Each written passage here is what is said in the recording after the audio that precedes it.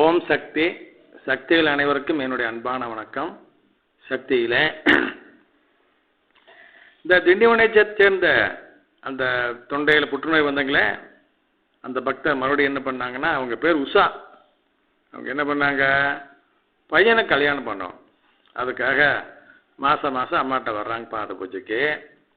அப்படி வந்துட்டு இருக்கும் பொழுது அம்மா ஒரு முறை சொன்னாங்க, அடுத்த மாதம் நீ குறிப்பிட்ட ஒரு தேதியிலேயே தான் அவங்க வந்துகிட்டே இருந்தாங்க. அப்படி வராமல் அம்மா ஒரு தேதி சொன்னாங்க, இந்த தேதியில் வா, வரும்பொழுது உன் மகனோடு வா அப்படின்னு சொல்லி அம்மா சொன்னாங்க. சரிங்க அம்மா அப்படின்ட்டு அது வந்துடுச்சு. அதே மாதிரி அம்மா சொன்ன தேதியில் தன் மகனோடு பாத பூஜைக்கு போயிடுச்சு. போய் உட்காந்துருக்குது. உங்களோட டோக்கன் நம்பர் 74. அப்போ இன்னொரு குடும்பம் பெண் வீட்டார் அவங்க மாப்பிள்ளை வேணும்னு சொல்லி அம்மாட்ட நடந்துட்டு இருக்கிறாங்க ஆரம்பத்திலேருந்தே. அவங்க 24வது டோக்கன்.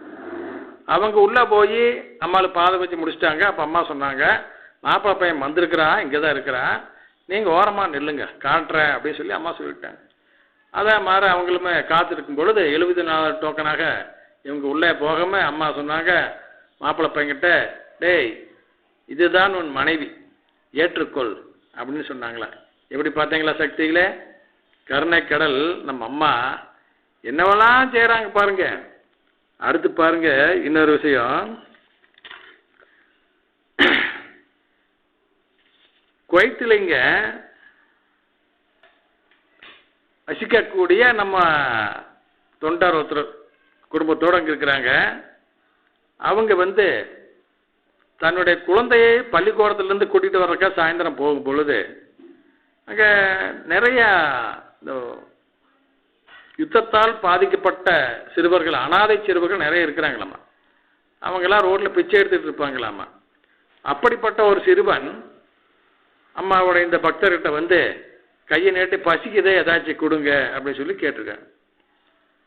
இந்த அம்மாவில் தன் கையில் இந்த மணி பர்ஸ்லேருந்து எவ்வளவு ஒரு சாப்பாட்டுக்கு தேவையான பணத்தை எடுத்து கொடுத்துருக்குறாங்க. வாங்கிட்டு அந்த அனாதை சிறுவன் இந்த அம்மாலையும் அவன் குழந்தையும் ஆசீர்வாதம் பண்ணிட்டு திடீர்னு மறைஞ்சிட்டாங்களாம். உடனே அந்த குழந்தை சொல்லுங்களா, இது அம்மா தாயி, இது அம்மா தாயி அப்படின்னு சொல்லிச்சுங்களா. எப்படி பார்த்தீங்களா சக்திகளே. ஓம் சக்தி.